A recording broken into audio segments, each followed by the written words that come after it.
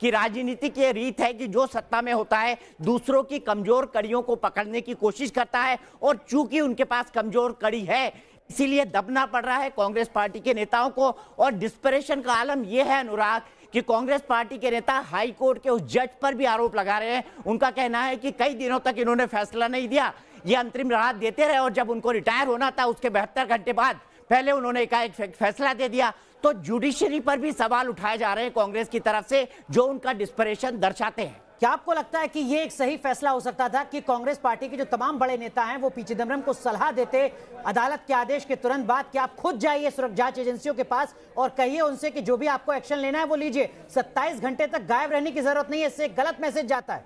मेरे ख्याल से उनको ये करना चाहिए था, और अगर वो खुद होके पहले नहीं जाते तो जब एजेंसी उनके घर नोटिस चस्पा करके गई थी और उनको पेश होने के लिए कहा गया था, रिस्पॉन्ड करने के लिए कहा गया था, तो भी चिदम्बरम पेश नहीं हुए। आज वो कांग्रेस मुख्यालय गए, वो शायद एक पॉलिटिकल पॉइंट और स्कोर कर ले जाते, वो खुद लोगों के सामने आए। अगर वो खुद सीबीआई और ईडी के दफ्तर चले जाते और ये कहते कि आपने मुझे नोटिस दिया, मैं लीगल प्रोसीडिंग्स में लगातार नहीं आ पाया, अब आ गया हूं, और ये भी वो अगर करते तो मेरे ख्याल से इससे शायद उनको एक बल मिलता कि शायद वो डरे नहीं हैं, शायद उनके पास छुपाने के लिए कुछ नहीं है, इसीलिए जांच एजेंसियों के सामने पेश हुए हैं।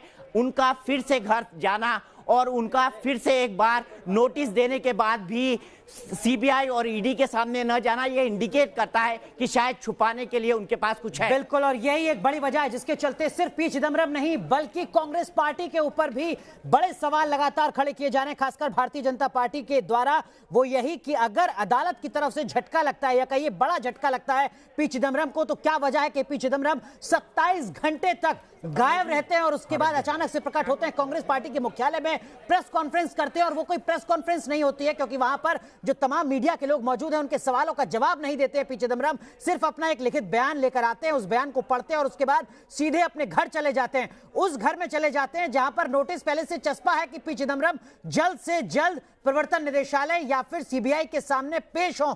लेकिन इन सब के बीच जो घटनाक्रम है वो बहुत तेजी से बदल रहे हैं। आपको बता दें, जो जानकारी मिल रही है उसके मुताबिक बहुत जल्द पी चिदम्बरम की गिरफ्तारी हो सकती है, क्योंकि सीबीआई की टीम पी चिदम्बरम के घर पहुंच चुकी है। इस वक्त की बड़ी खबर हम आपको बता रहे हैं, सीबीआई की टीम पी चिदम्बरम के घर पहुंच चुकी है। दीपक जी, इसका मतलब यह कि कुछ देर में पी चिदम्बरम फिर अपने घर से बाहर निकलेंगे, लेकिन इस बार सीबीआई के साथ।